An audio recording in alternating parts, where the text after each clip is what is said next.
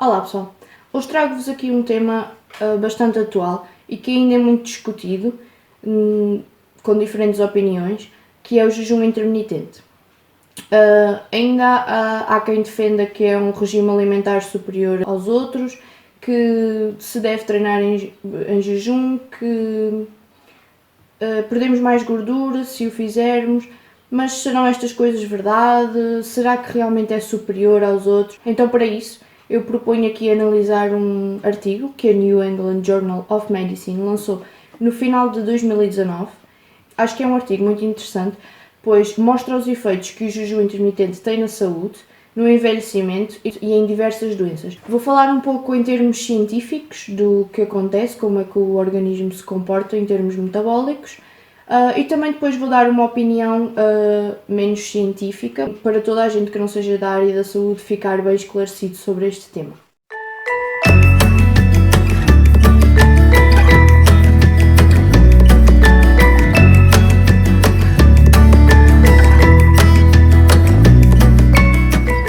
O jejum intermitente, como o próprio nome refere, significa alimentar-se apenas em determinados períodos do dia, sendo que os outros períodos do dia são restringidos a chás, água e cafés, tudo sem açúcar. Estas bebidas não cortam o efeito do jejum.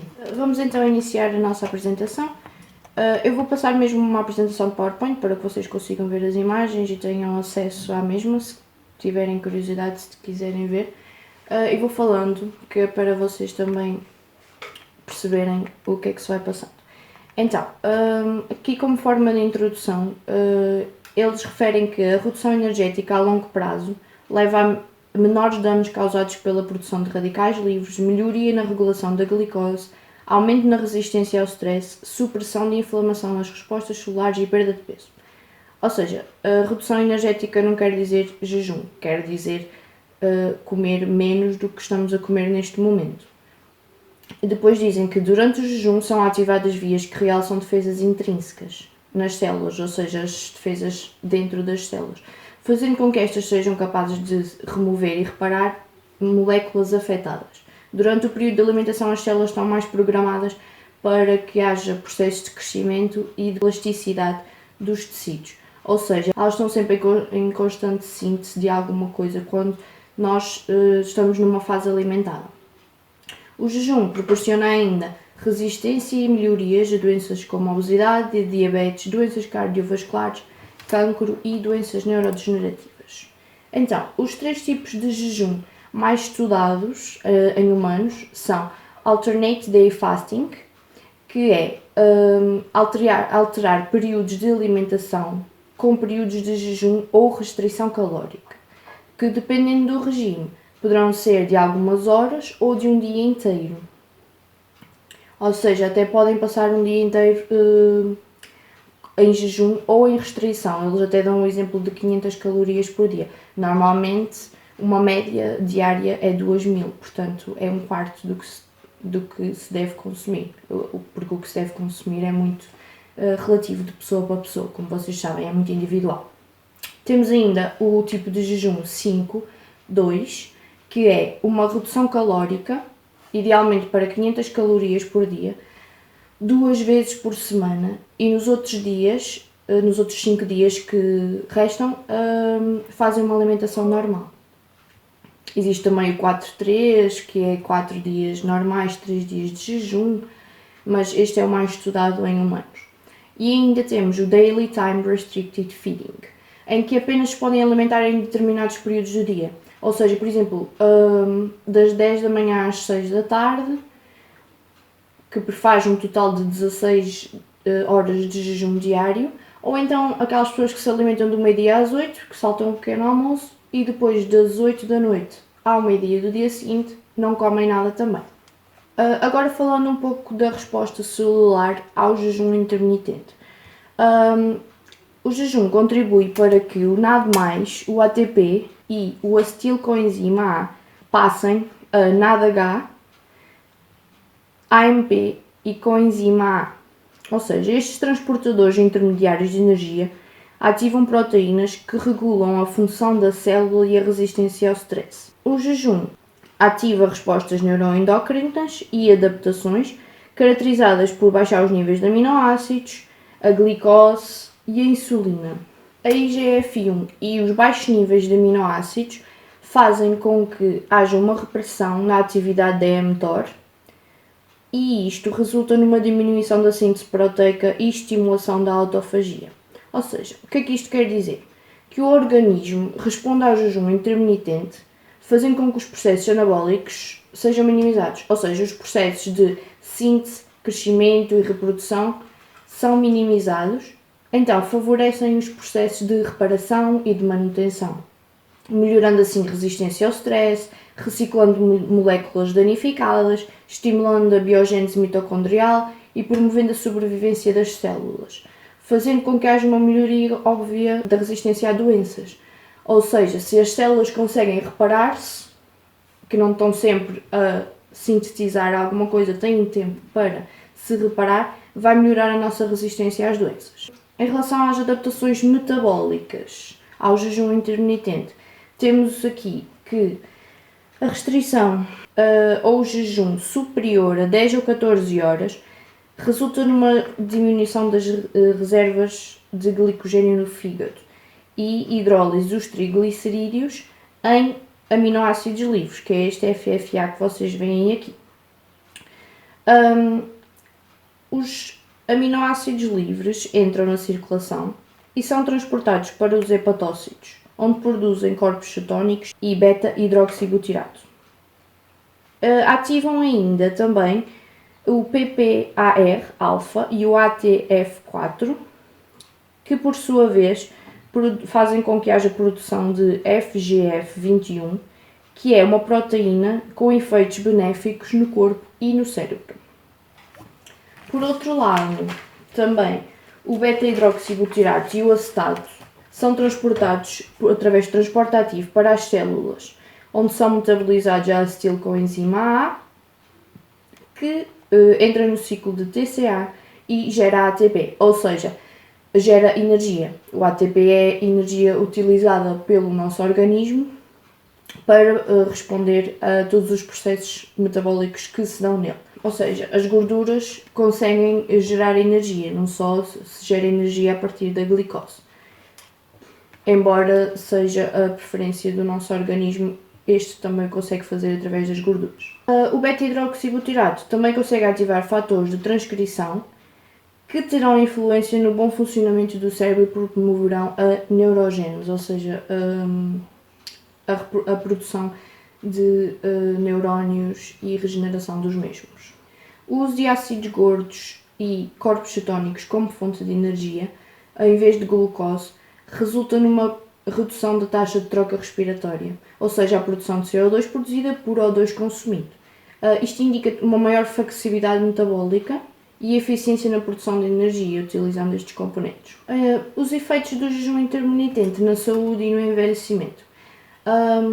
Os estudos realizados em ratos têm mostrado que a esperança média de vida aumenta muito com restrição calórica. Ratos mantidos no regime Alternate Day Fasting aumentaram em 80% a sua esperança média de vida. Porém, a magnitude dos efeitos poderá ser influenciada pelo sexo, pelo tipo de dieta, idade e fatores genéticos. Um dos estudos que mostrava aqui no artigo era este, em que uma meta-análise mostrou um aumento de vida de 14 para 45 em ratos, mas apenas de 4 para 27% em ratos do sexo feminino. Em humanos, o jejum mostra melhorias na obesidade, resistência à insulina, dislipidemias, hipertensão e inflamação. O jejum parece conferir mais benefícios à saúde do que apenas a restrição calórica. Temos aqui alguns estudos com 16 participantes saudáveis que praticaram um regime de jejum por 22 dias e perderam 2,5% do seu peso inicial, 4% de massa gorda e os níveis de insulina reduziram em 57%. Um estudo com 2 grupos de 100 mulheres cada um, em que estas estavam acima do peso, um fez o regime 5-2 e o outro uma redução de 25% de energia, ou seja, uma restrição calórica. Mostrou que ambos os grupos perderam peso durante os 6 meses, mas apenas o grupo do regime de jejum teve melhorias na sensibilidade à insulina e uma maior redução do perímetro de cintura. A nível do efeito físico e cognitivo do jejum, Estudos em animais e humanos têm demonstrado melhorias a nível da função física com o jejum intermitente. Por exemplo, um homem que praticou 16 horas de jejum por dia durante 2 meses de treino de resistência perdeu massa gorda enquanto manteve a massa muscular. O balanço e a coordenação também melhoram, entre outros. Aplicações clínicas. Na obesidade e diabetes mellitus. Na ilha de Okinawa, a população mantém normalmente um regime de jejum intermitente. Normal, não é própria deles. Mantêm um regime intermitente e têm baixas incidências de obesidade, diabetes mellitus, assim como caracterizam-se por ter grande longevidade. Os membros de Crohn, que é a restrição calórica com uma nutrição otimizada, também apresentam baixos níveis de diabetes, baixa insulina, fator 1 de crescimento, hormonas de crescimento e marcadores de inflamação ou stress oxidativo. Aplicações clínicas na doença cardiovascular.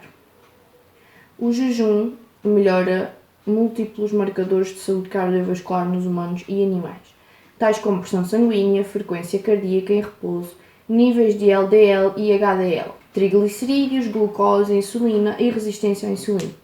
Também reduz marcadores de inflamação sistémica e stress oxidativo associados à aterosclerose. Uma redução calórica diária de 12% durante 2 anos melhora os fatores de risco para doença cardiovascular em adultos não obesos. Quanto ao cancro, o que eles aqui falam é que o jejum tem-se mostrado efetivo na redução de aparecimento de tumores espontâneos durante a idade normal em roedores e suprime o crescimento de muitos tipos de tumores, aumentando a sua sensibilidade para quimioterapia e radioterapia. Eles defendem que o jejum intermitente prejudica o metabolismo energético das células cancerígenas, inibindo o seu crescimento e deixando-as mais suscetíveis aos tratamentos. E isto acontece através de mecanismos que envolvem a redução da sinalização através da insulina e de hormonas de crescimento, como já vimos, e uma melhoria dos fatores de transcrição FOXO e NRF2. A remoção genética destes diminui os efeitos protetores do jejum intermitente contra o cancro, induzindo a carcinogênese, enquanto promove o tempo de vida. A remoção do FOXO3 preserva a proteção anticancro, mas diminui o efeito de longevidade.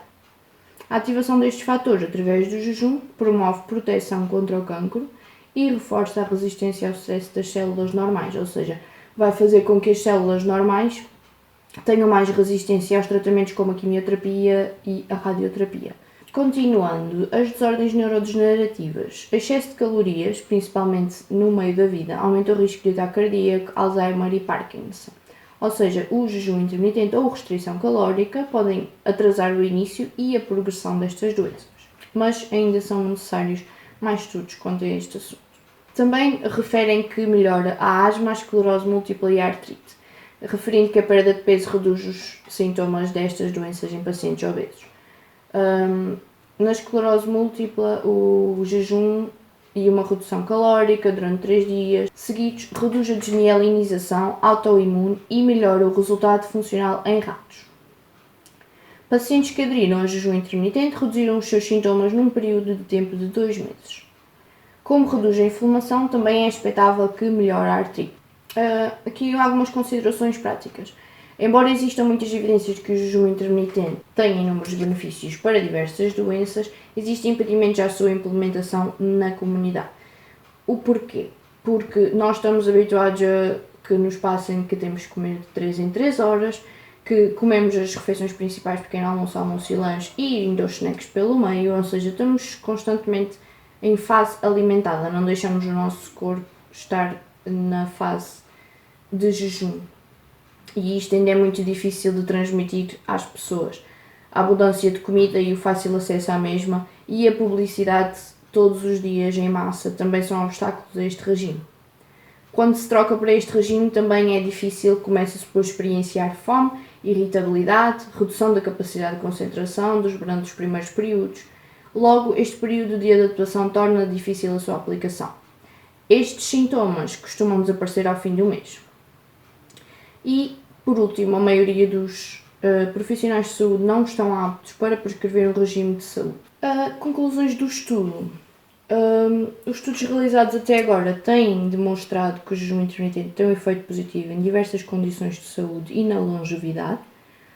Os estudos têm sido focados apenas em jovens e adultos com sobrepeso, não podendo assim generalizar para o resto da população. Ainda não se entendem por completo os efeitos benéficos do regime, que envolvem a troca metabólica e a resistência celular ao stress.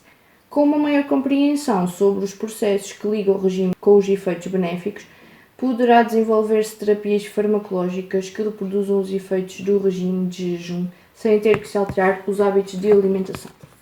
E agora as minhas conclusões sobre este artigo.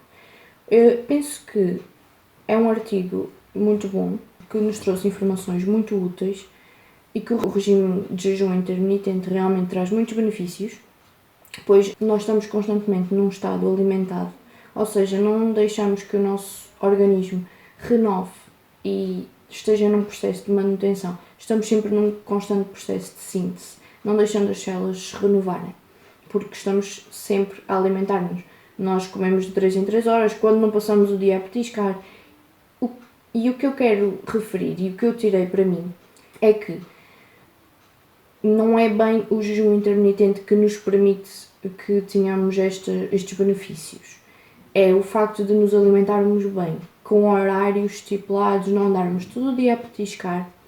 E se fizermos um regime de pequeno almoço, lanche e jantar, já fazemos uma restrição calórica em comparação do que fazemos no dia a dia, porque normalmente temos uma alimentação muito superior às nossas necessidades energéticas, comemos muito mais do que precisamos.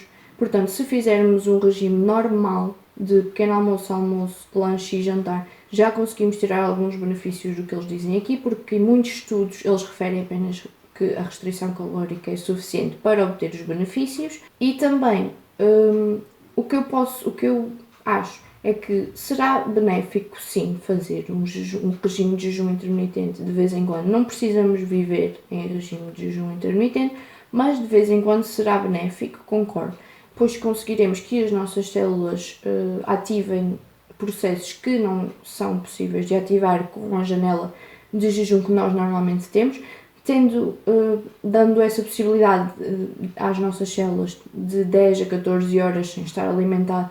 De vez em quando não fará mal nenhum, acho que até é bastante positivo. Agora, não precisamos de viver em regime de jejum intermitente constantemente, porque não será bem isso que trará os benefícios que aqui fala. Será uma restrição calórica, uma alimentação normal, sem exageros e sem excessos. Espero que tenham gostado deste tema. E se gostaram e querem mais temas sobre nutrição, subscrevam o canal, metam gosto no vídeo e vemo-nos numa próxima. Tchau!